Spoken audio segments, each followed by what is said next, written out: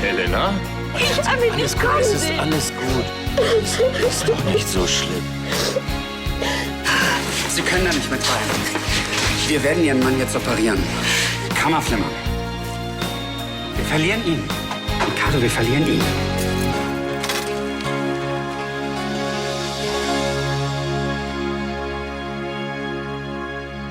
Während der Operation kam es zu Komplikationen. Aber Dr. Mendes konnte den Splitter entfernen. Dem Patient geht es den Umständen entsprechend. Jetzt müssen wir die nächsten Stunden abwarten. Danke, danke. Wir halten Ihren Mann weiter unter Beobachtung. Er liegt auf der Intensivstation. Kann ich zu ihm? Selbstverständlich. Aber der Patient braucht noch viel Ruhe.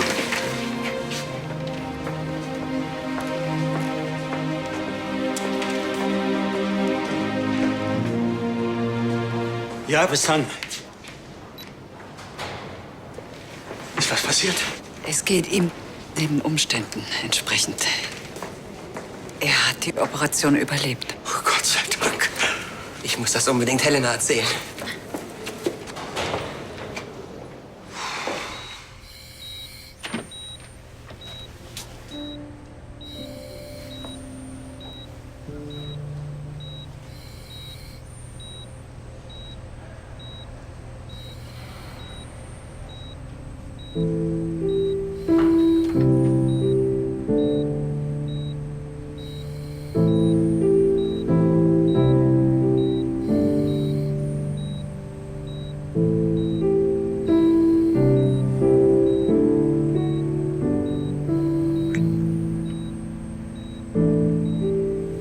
Ich liebe dich. Herr Fritsche? Wo ist Helena? Die Comtesse auf ihrer Suite. Aber War das gerade Andi? auf dem Weg zu ihrer Tochter war gar nicht aufzuhalten. Offensichtlich gibt es Neuigkeiten.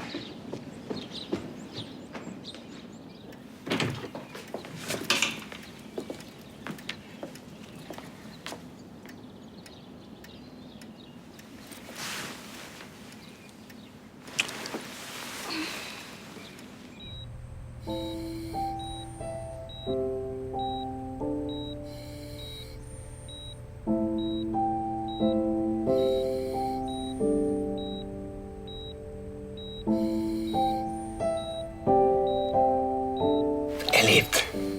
Philipp hat die OP überstanden. Welche OP? Helena, alles klar? Was ist passiert? Elisabeth hat mir erzählt, dass du umgekippt bist, weil Philipp angefahren wurde. Aber jetzt ist alles gut. Es geht ihm wieder besser. Philipp. Ja, irgend so ein Schwachkopf hat ihn angefahren und ist dann einfach abgehauen.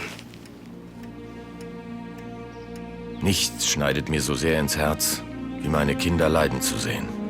Ich würde alles tun, um Kummer und Schmerz von ihnen fernzuhalten. Und es zerreißt mich, weil mir im entscheidenden Augenblick die Hände gebunden sind.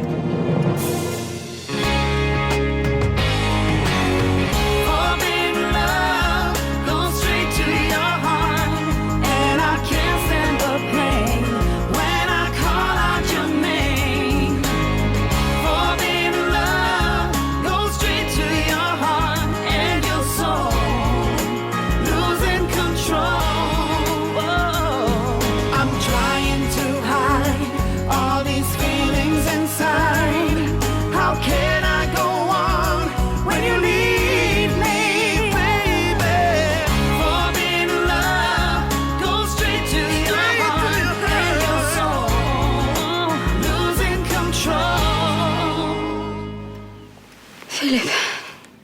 Was ist denn hier eigentlich los? Helena steht unter Schock. Besorg ihr mal ein Glas Wasser. Komm.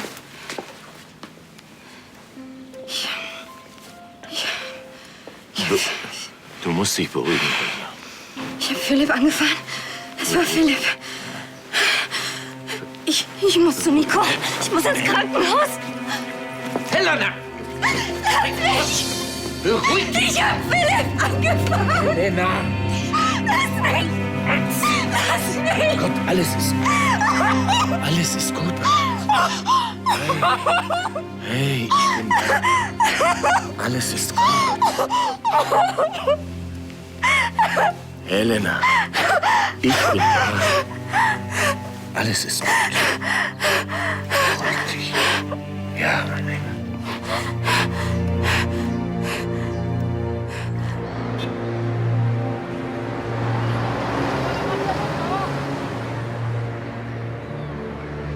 Sehen Sie nach? Ich würde es tun. Ich vertraue Ihnen. In diesem Umschlag befindet sich alles, was ich in Erfahrung bringen konnte. Da muss ja mächtig was schiefgelaufen sein. Was haben Sie angestellt, dass Sie einen Privatdetektiv brauchen, um an diese Informationen zu kommen? Den Umschlag. Mir persönlich geht das ja am allerwertesten vorbei, was Sie gemacht haben. Aber ich muss mich absichern. Und wenn das Risiko steigt, steigt auch der Preis. Es gibt kein Risiko. Vielleicht können Sie das nicht realistisch beurteilen. Immerhin waren Sie 10 lange Jahre weg. Nicht lange genug, um die Spielregeln zu verlernen. Establieren, einigen wir uns auf das Doppelte und alle sind zufrieden. Immerhin geht es um Ihre Kinder.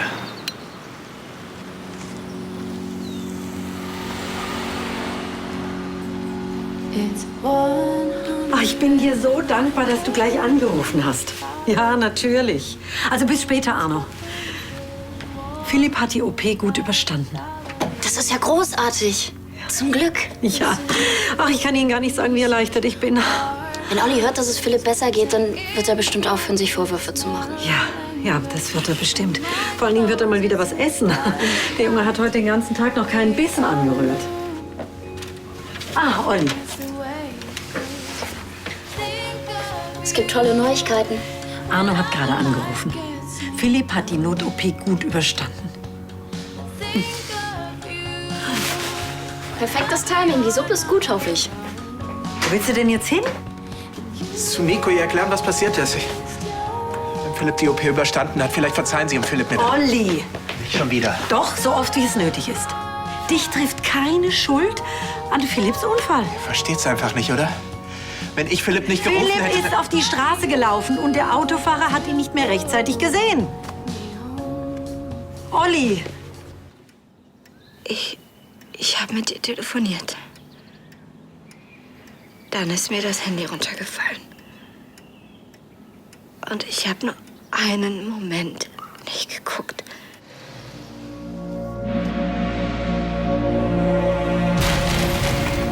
Aber die Ampel war doch grün. Ich bin mir sicher, dass sie grün war. Helena, schau mich an. Schau mich an. Philipp hat die Operation überstanden. Er wird wieder gesund werden, das verspreche ich. Ich habe ihn nicht gesehen. Er war auf einmal da. Kleines. Plötzlich hat's geknallt und ich habe in den Spiegel gesehen und da lag jemand. Ich hätte ihm doch helfen müssen. Ich hätte ihm doch helfen müssen. Warum bin ich einfach weitergefahren? Man muss doch helfen, wenn sowas passiert. Er hätte sterben können. Ist er aber nicht. Ich muss zu Nico, ich muss zu Philipp. Helena, du stehst unter Schock. Aber ich... Nein, kein Aber. Du kannst jetzt nichts weiter tun, als dich beruhigen. Ja? Ich weiß nicht, ich kann nicht mehr. Helena, nimm eine Tablette. Na, dann schläfst du. Und wenn du wieder aufwachst, überlegen wir zusammen, wie es weitergeht. Ich lass dich nicht alleine, meine Kleine. Da stehen wir zusammen durch.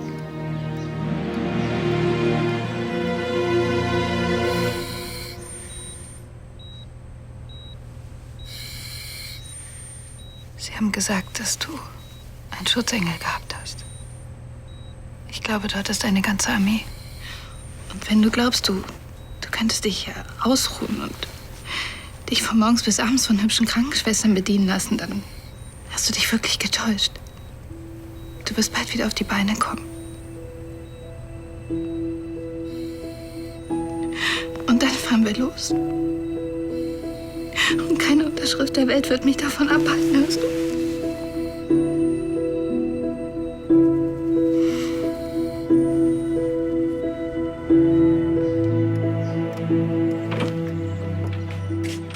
Oh, Andy, ich wollte dich gerade. Ich habe noch für Nico und Philipp ein paar Sachen gepackt. Nee, sie schläft. Was denn schon wieder? Ja, Philipps Unfall hat sie sehr mitgenommen. Ich wollte den beiden ein paar Sachen bringen, aber vielleicht ist es doch besser, wenn ich hier bei Helena bleibe. Nein, ich glaube, Nico braucht dich jetzt. Ich bleibe bei Helena. Sicher? Ja, sicher. Na gut, okay, aber dann ruf mich an, sobald Helena irgendwas braucht. Dann bin ich sofort da. Mach dir keine Sorgen, mach ich. Bis bald. Ja.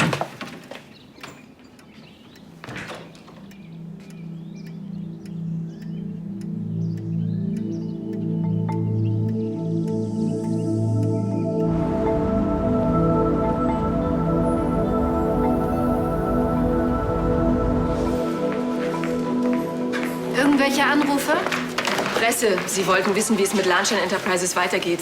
Wir haben uns auch alle gefragt. Frau Wolf, ein Familienmitglied liegt schwer verletzt im Krankenhaus. In so einer Situation steht das Wohl von Prinz von Hohenfelden natürlich im Vordergrund. Ein Blumenstrauß wäre nett.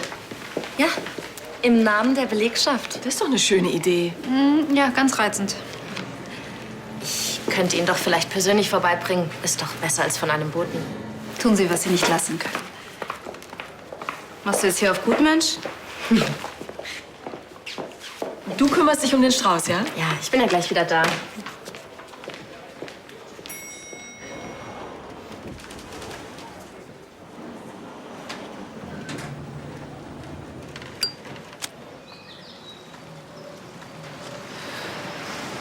Sie haben keine Ahnung, mit wem Sie sich anlegen.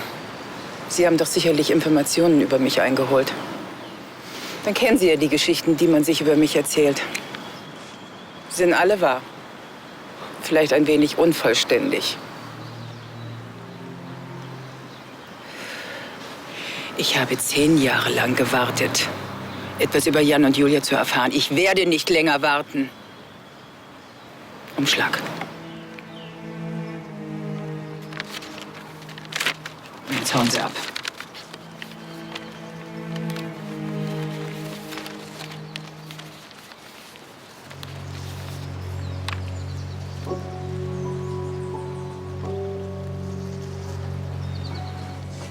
Herr Hohenfelden hat eine schwere Operation hinter sich.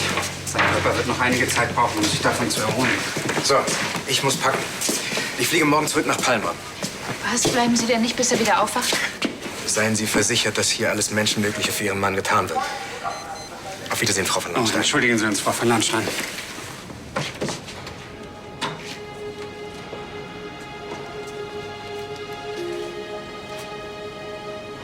Es tut mir so leid.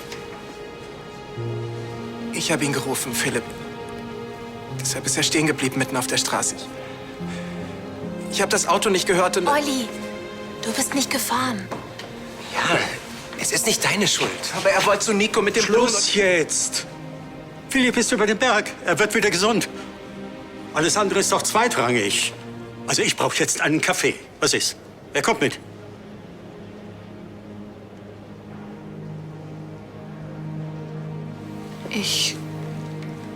Ich will bei ihm sein, wenn er aufwacht.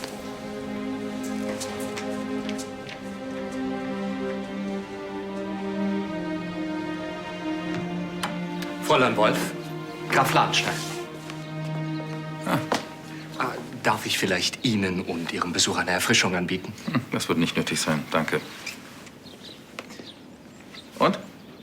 Wir haben gesammelt in der Firma für Prinz Hohenfelden. Tja, ich fürchte, dann hast du dich in der Adresse geirrt. Der liegt auf der Intensivstation. Aber da sind keine Blumen erlaubt. Haben Sie den Fahrer schon gefasst? Noch nicht. Aber ich kümmere mich drum. Sie machen sich bestimmt Sorgen. War das jetzt alles? Nein. Ich wollte wissen, wann der Unterricht weitergeht. Unterricht? Naja, Sie wollten mir doch alles beibringen, was ich wissen muss, um nach ganz oben zu kommen.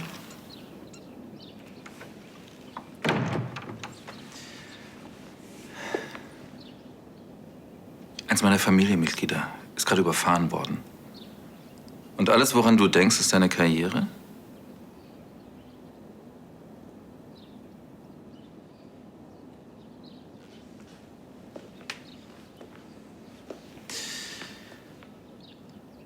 Anscheinend sind wir uns ähnlicher, als ich dachte. Ein bisschen Ablenkung kann mir auch nicht schaden.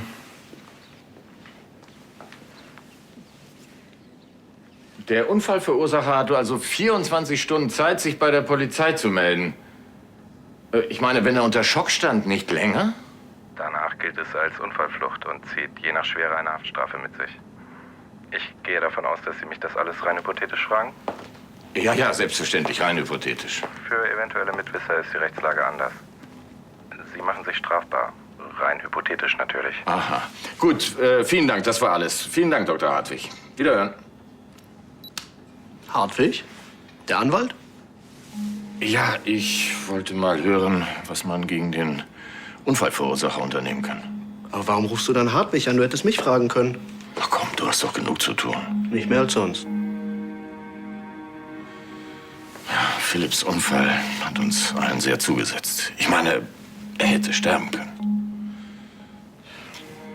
Zum Glück war Charlie in der Nähe und hat den Notarzt gerufen.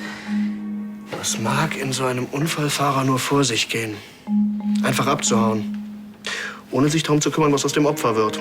Vielleicht war er völlig ratlos, weil er in Panik geraten ist.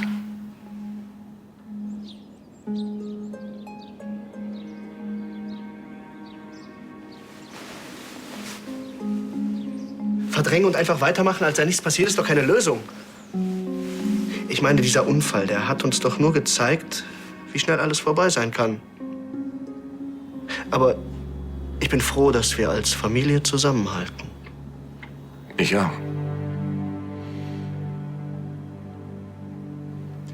Gib mir Bescheid, wenn es Neuigkeiten in der Klinik gibt. Natürlich.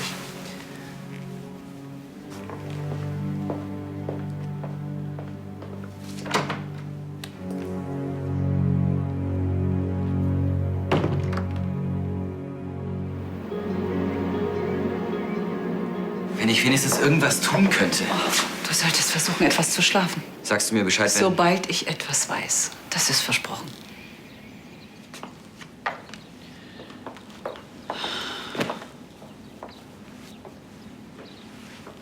Ach, Liebling, hier bist du.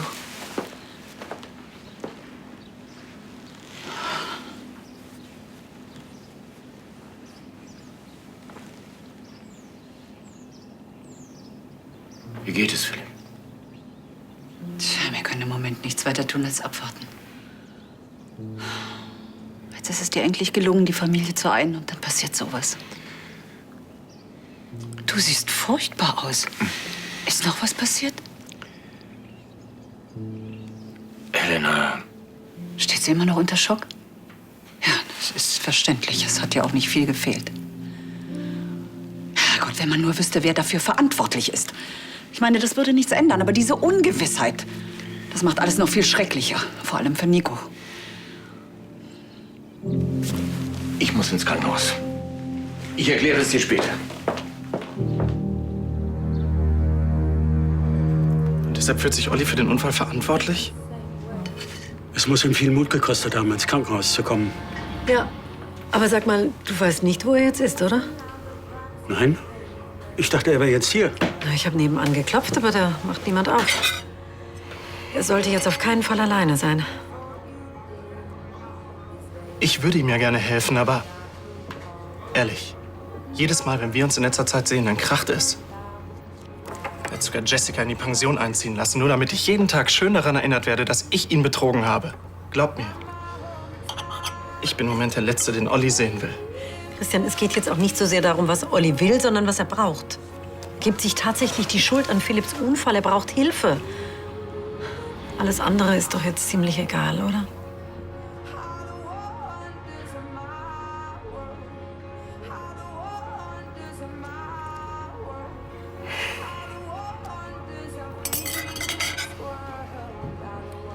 Du hast recht. Danke. Naja, jedenfalls ist Olli dann einfach abgehauen. Ich habe noch versucht, ihn zu erreichen, aber keine Chance. Es muss schrecklich sein, so mitzukriegen, wie der beste Freund einfach so... Kein Grund, sich verrückt zu machen. Denk mal bloß an die Fallaktion von neulich. Was ist denn passiert? Rück schon raus damit. Ach, ein junger Kollege hat nicht auf meinen Warnruf reagiert oder zu spät. Und dann ist er auch noch über den Spanngurt gestolpert. Ja, das wäre fast schiefgegangen, ich sag's euch. Der Baum hat ihn nur um Zentimeter verfehlt. Aber wenn nicht, wer wäre schuld? Wir, weil wir den Baum gefällt haben? Der Junge, weil er gepennt hat? Oder der Kollege, weil er diesen Gurt hat liegen lassen? So, wir brauchen übrigens nur 3 Teller. Keiner hat Schuld. Sowas passiert einfach. Der Vergleich hinkt aber wie ein dreibeiniger Hund. Ich meine, was mit dem Typen, der gefahren ist? Aber wieso glaubst du, dass es ein Mann gewesen ist? Eine Frau wird doch niemals abhauen. Wieso sind wir eigentlich nur zu dritt? Kim hat sich angeboten, Blumen ins Krankenhaus zu bringen. Und sie hat angerufen, dass sie jetzt noch nacharbeiten muss. Hey, unser Nesttierchen entwickelt sich langsam zu Streberin. Und das sage ich aber, dass du sie so genannt hast. Bloß nicht. Na, offensichtlich konzentriert sie sich endlich auf das Wesentliche und lässt sich nicht mehr von allem und jedem ablenken.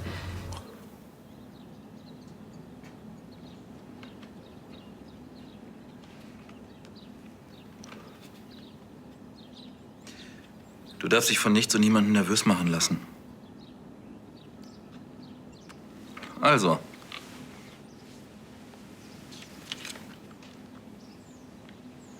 Ich will sehen.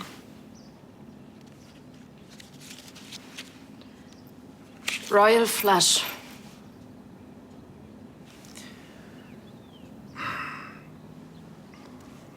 Was habe ich dir über den Royal Flush gesagt? Ja, eine Straße und das Ass am Ende. In einer Farbe. Das ist doch kein Weihnachtsbaum, den du schmücken kannst, wie du willst.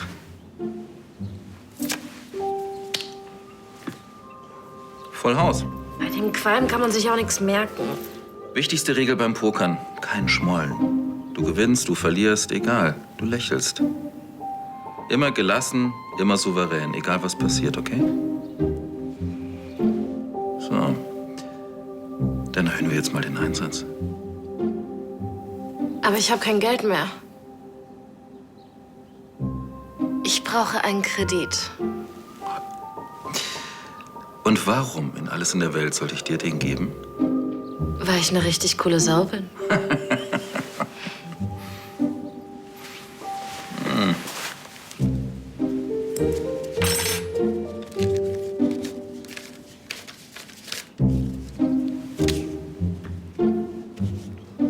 Wow, Gewinne ich sowieso gleich zurück. das werden wir doch noch sehen.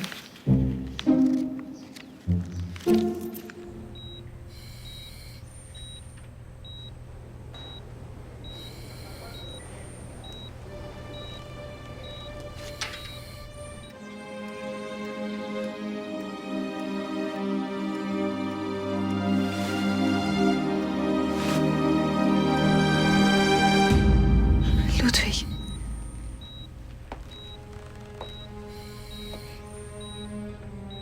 Wie geht's ihm? Er ist immer noch schwach und... Wenn ich nur irgendetwas tun könnte. Du bist bei ihm.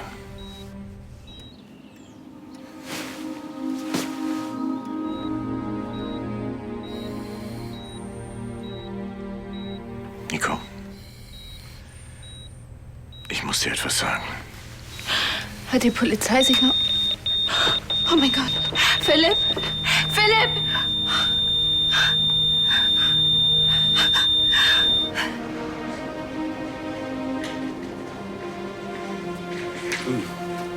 Was für eine widerliche Brühe. Hey, wo kommst du denn her? Bin rumgelaufen. Ist Philipp schon aufgewacht?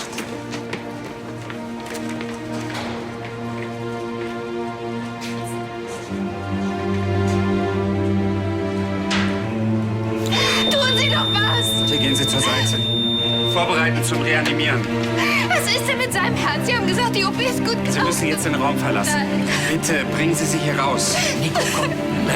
Komm raus, bitte.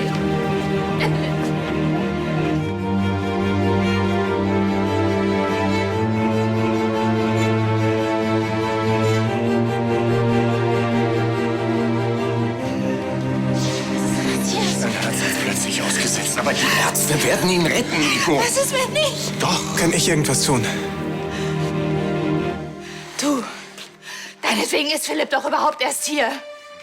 Wenn Philipp stirbt, dann ist das deine Schuld.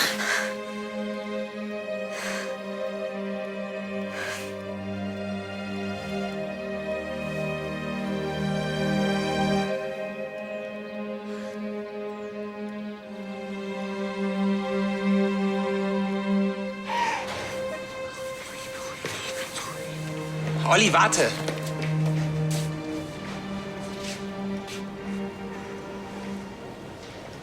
Wir konnten ihn stabilisieren. Das ist vorerst. Was heißt vorerst? Es ist zu weiteren Blutungen gekommen. Ich will Ihnen keine Illusionen machen. Wir wissen nicht, ob Herr zu Hohenfelden diese Nacht übersteht. Nico!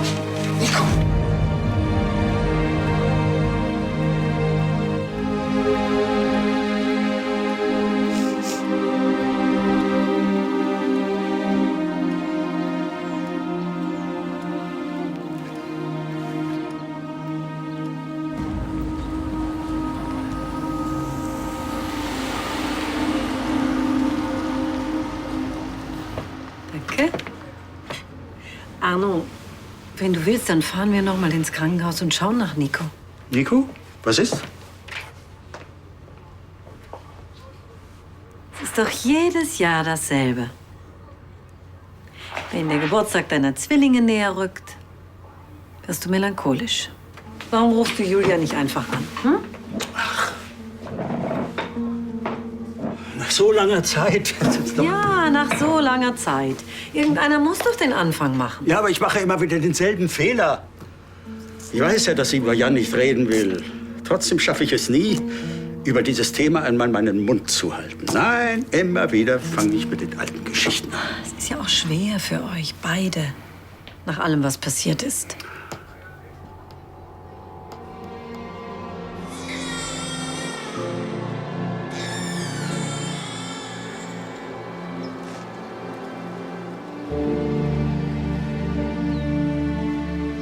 Meine Kleine.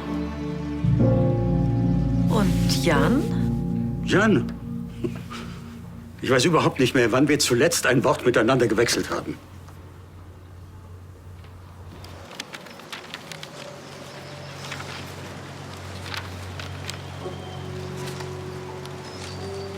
Nichts von Jan? Was hast du denn mit Clarissa gemacht? Ich habe mich beobachtet gefühlt. Unsere liebe Freundin Clarissa ist seit 10 Jahren tot. Arno, los, komm.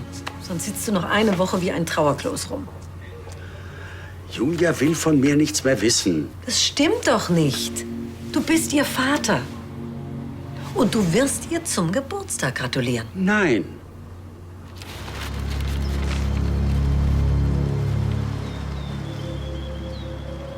Nicht mehr lang.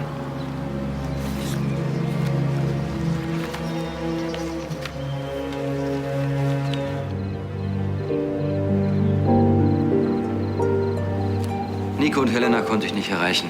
Er liegt auf der Intensivstation, da sind keine Handys erlaubt. Sie melden sich bestimmt, wenn es etwas Neues gibt. Ah, schön, dass ihr alle da seid. Wo sind die anderen? Hätten Sie die Güte, uns mitzuteilen, was im Moment so dringend ist? Natürlich. Setzt euch.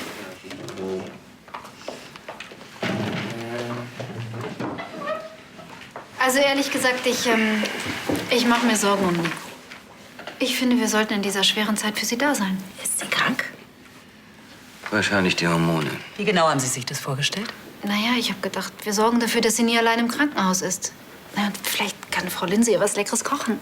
Das Essen im Krankenhaus ist so ungenießbar. Und du willst dir das Essen dann vorbeibringen? Warum nicht?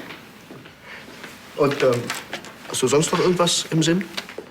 Vielleicht dachtest du ja, wir nehmen Nico die Sorge um die Familie, indem wir sie dazu bringen, den Gremiumsgründungsvertrag zu unterschreiben. Das kann ja wohl nicht wahr sein. Philipp wäre fast gestorben und du denkst an Geschäfte? Es geht um die Zukunft der Firma und der Familie. Das ist Nico wichtig. Das glaube ich jetzt nicht. Wir können Philipp nicht helfen. Aber wir können die Firma retten. Du meinst, wir können dafür sorgen, dass du deine Modeklitsche bekommst?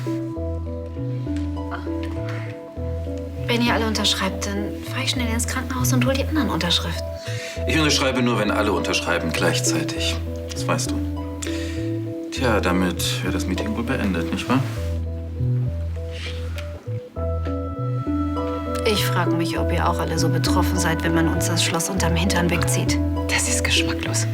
Selbst für ihre Verhältnisse.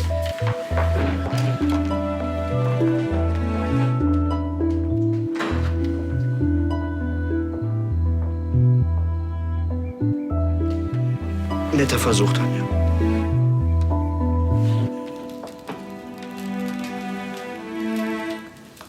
Alles klar? Schade, dass wir nicht an einen Wanderzirkus verkaufen können. Die Frau ohne Skrupel, gleich im Zelt neben der bärtigen Dame. Ich weiß noch, als du weg musstest. Ins Internat.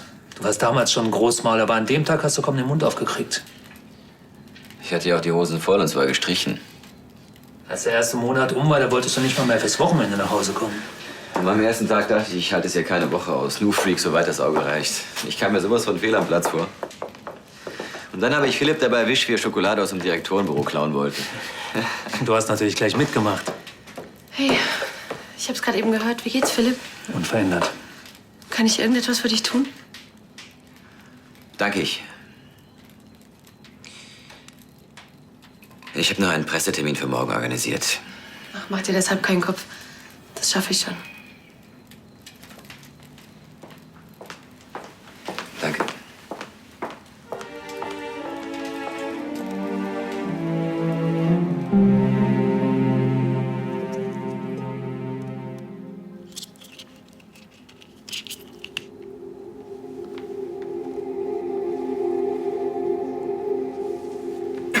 Entschuldige die Unterbrechung.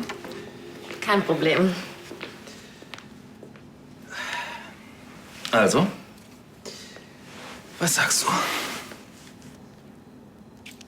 All in.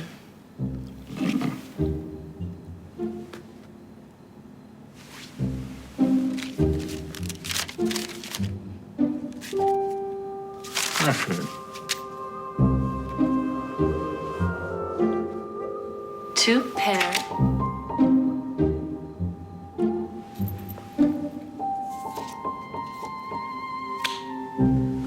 Three of a kind. Three of a kind gewinnt.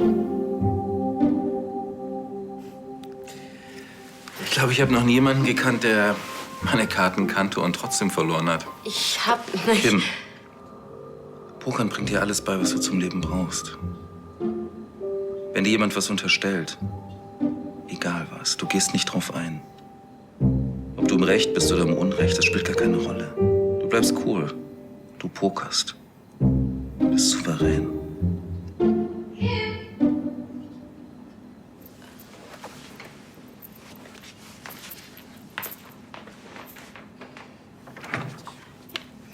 Schwesterherz. Justus hat erzählt, dass du... Sag mal, hast du geraucht? Nein. Ja, Rebecca und ich haben es halt mal probiert. Ist dir schon schlecht? Bisschen. Du hältst doch dicht, oder? Bitte. Mach ich doch immer. Aber hey, versprich mir, dass du dir das nicht angewöhnst, ja? Klar, versprochen. Niemand will nämlich jemanden küssen, der wie ein Aschenbecher schmeckt.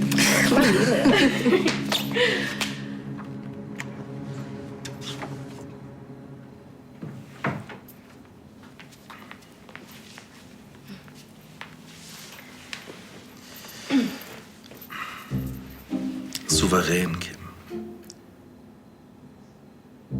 Du fixierst den anderen mit den Augen und verziehst keine Miene. Du sagst ihm, was du willst, aber nicht die Wahrheit.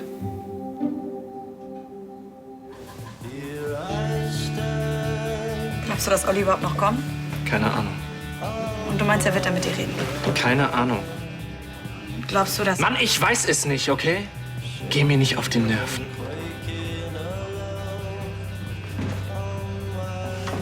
Olli. Feierabend, wir schließen. Charlie hat mir erzählt, was passiert ist. Schluss für heute, raus hier! Ich kümmere mich. Hau ab! Olli, das gilt auch für dich.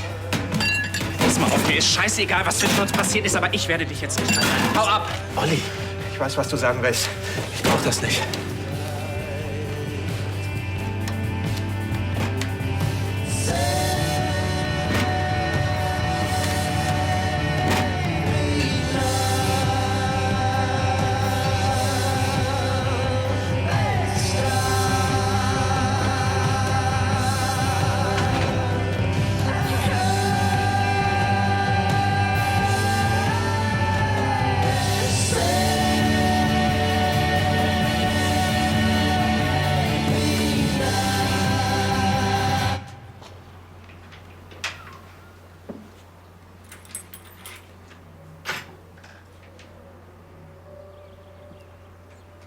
Oh, so ein Ärger.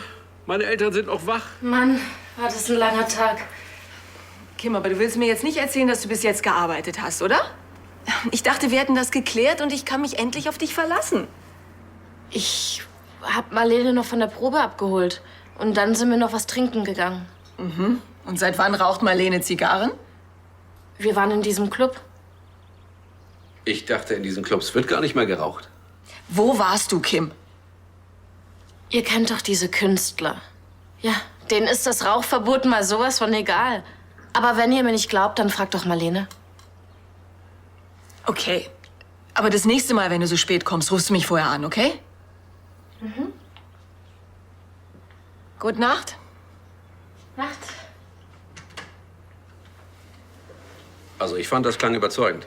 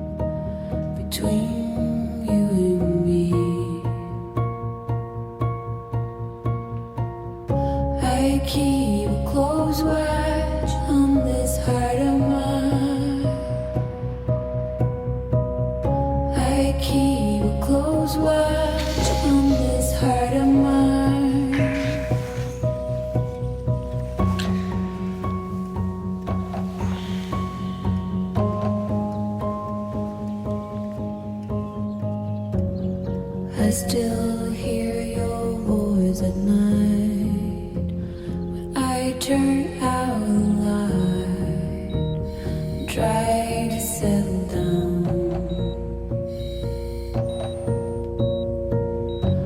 But there is nothing I can do, 'cause I can't live without you. Wach auf. Anyway at all. Wach auf. I keep a close watch on this heart. I keep a close watch on this heart of mine.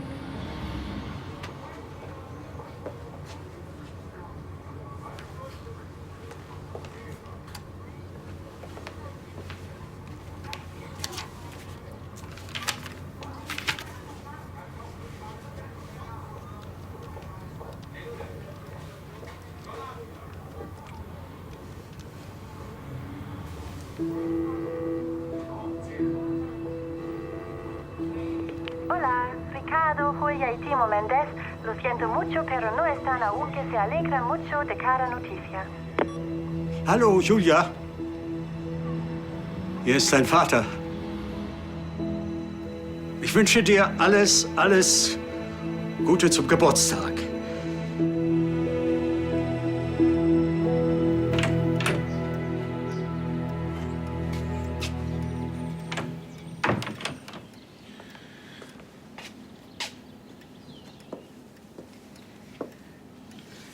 morgen.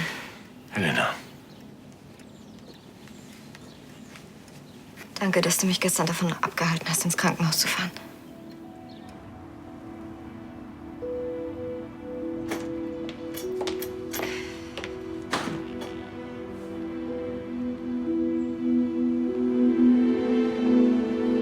Sag mal, bist du bescheuert? Olli! Verpiss dich. Bitte?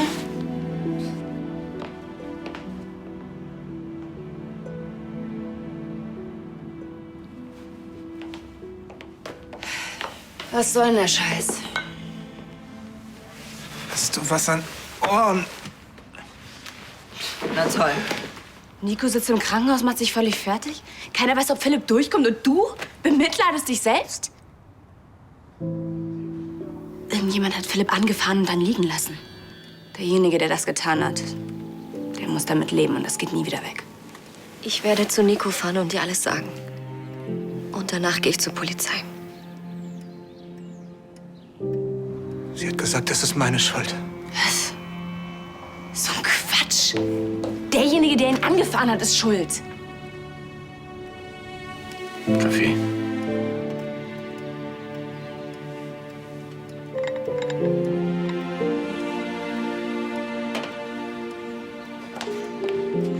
Du hast ihn nicht vors Auto geschubst. Also hör auf, hier einen auf Drama Queen zu machen. Du bist nämlich eigentlich ganz in Ordnung.